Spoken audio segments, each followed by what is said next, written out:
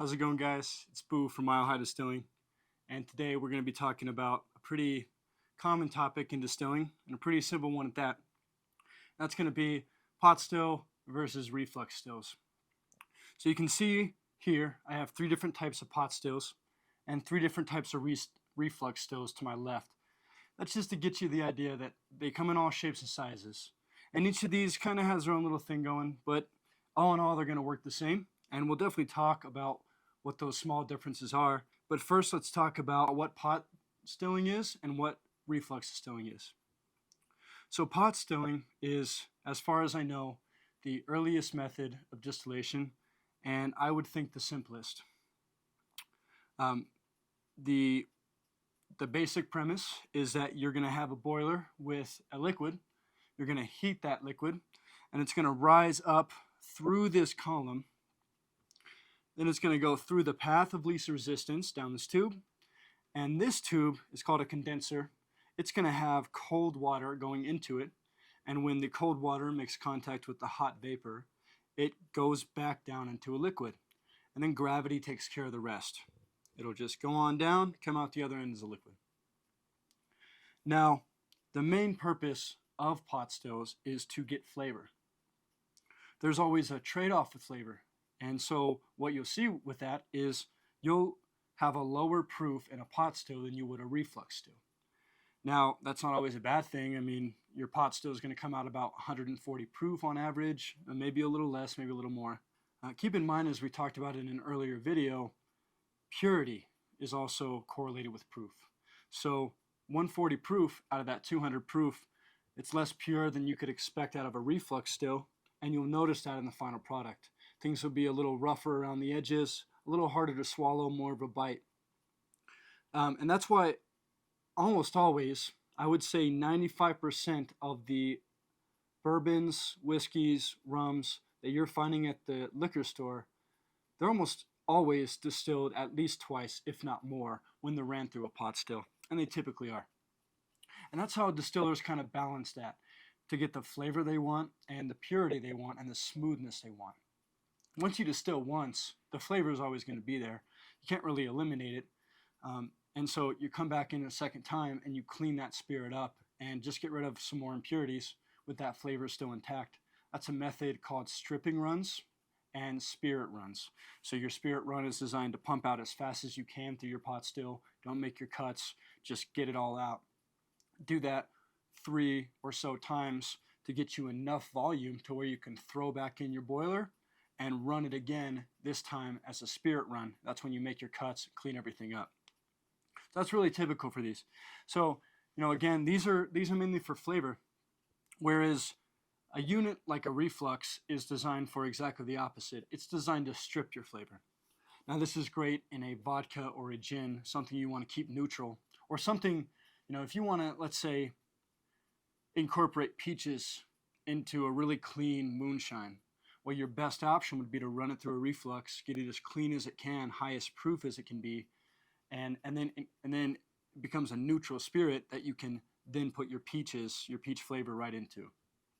That's what these are great for, and the process stays pretty much the same, but we're adding in what's called a reflux condenser. And what's going to happen here is, again, you'll have a liquid, which you'll boil.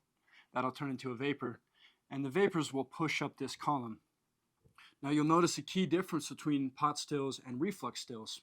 Again, this second chamber. This has 1, 2. This just has the 1. And for this one, the reflux, it's always incorporated in the column. And why that is because when you put cold water into this chamber, hot vapors touch it, this condenses and turns all that vapor back into a liquid. Well, here where we had gravity, with this, really doesn't have the force to push through all the way up. So it's going to go the only way it can, which is down. And as they fall back down, they get reboiled. This time they're much lighter vapors, light enough to pass through this chamber. So they push all the way up through the chamber, go the path of least resistance, hit the condenser, and it's the same way as you saw with this one. Gravity does the rest, brings back down as a liquid. And in that process of double condensing, we're talking about a much more pure spirit at the cost of the flavor.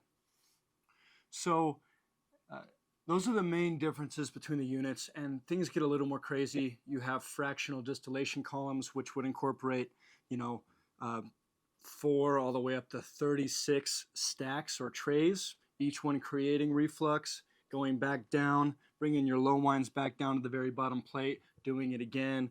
You can get really crazy with these continuous loop systems. But these are your two basic distilling units, and uh, in a home distiller environment, this is all you'll really see. As far as the differences between these units, let's talk about that. So now let's take the time to talk about hose setups between the units.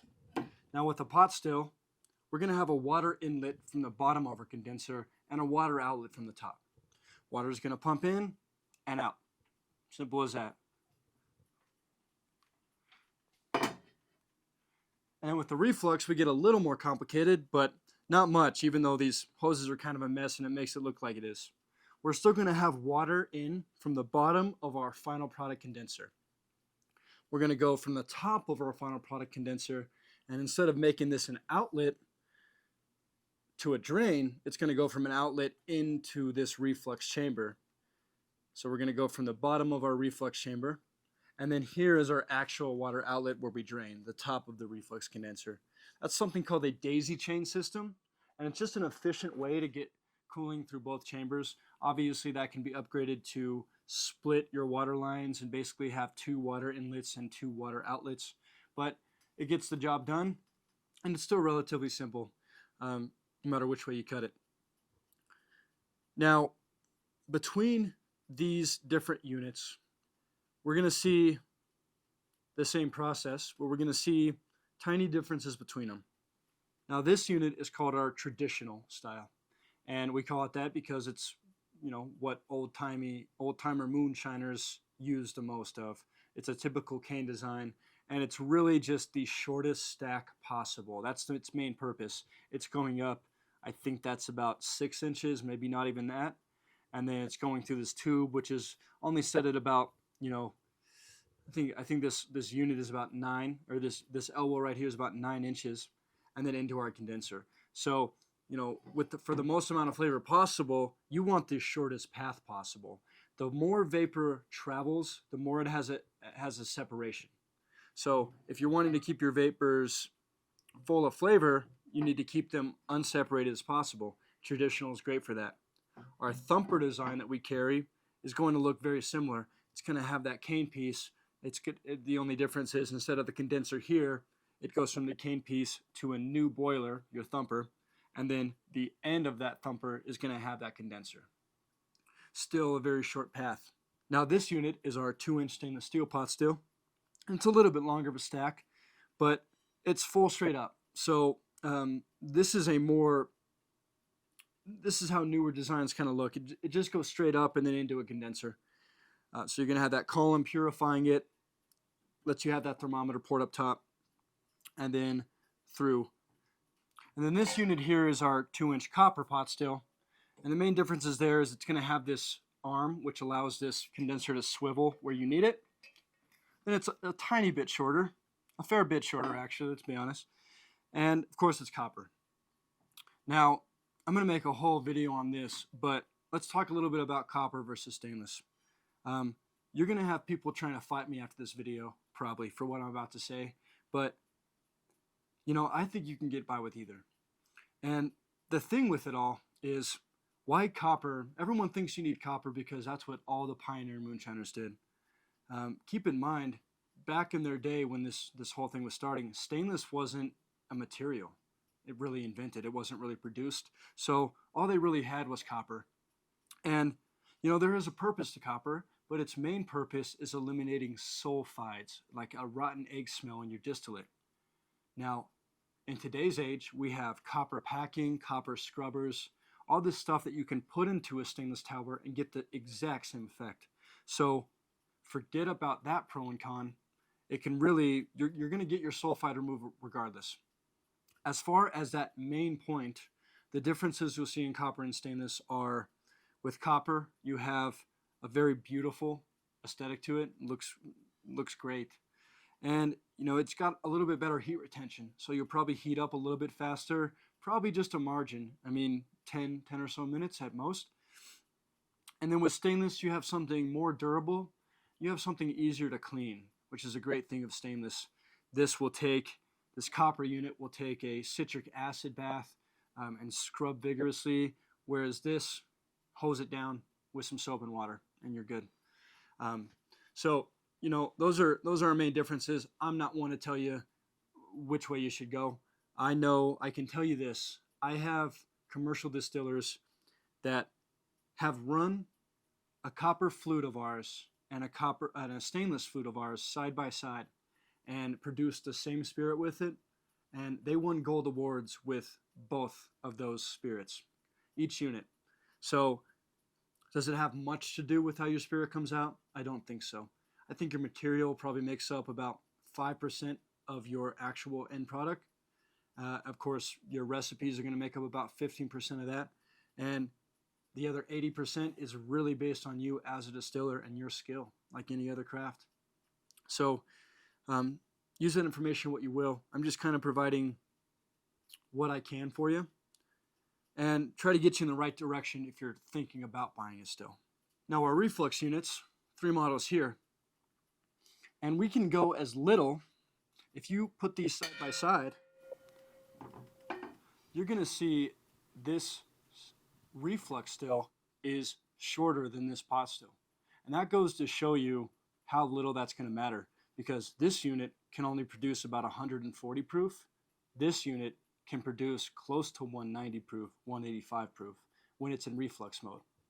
Now what I love about all our reflux units is that they can act as pot stills. So all you do for that is just cut the water line to this reflux condenser and you have a pot still. So it's a 2-in-1, whereas pot still is just a pot still. Now back on topic, as far as how this unit differentiates is, number one, as we're saying, it's copper, so better heat retention, and those elimination of sulfides, which again we have copper packing in these stainless units. Aside from that, it's going to be a little shorter than your average reflux column, but it packs a mighty punch. It's called a Mighty Mini for that exact reason.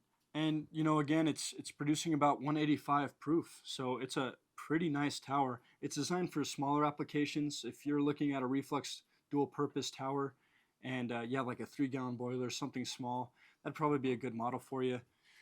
And then this unit right here is our dual purpose pro. This is one of our best selling models. And why so is because it's so modular. Now, instead of this having a built-in reflux chamber welded in, this one you can simply unclamp and take out of line if you don't want it. And aside from that, you also get this glass chamber on this model, and this can house anything you really desire. I know someone that puts acorns in here and makes an acorn brandy. I have no clue how that tastes, but it's wild that people think of that. I have someone in here that's put olives, and they try to get basically a dirty martini right out of the still. People do some really interesting stuff for this. It's also great for gin.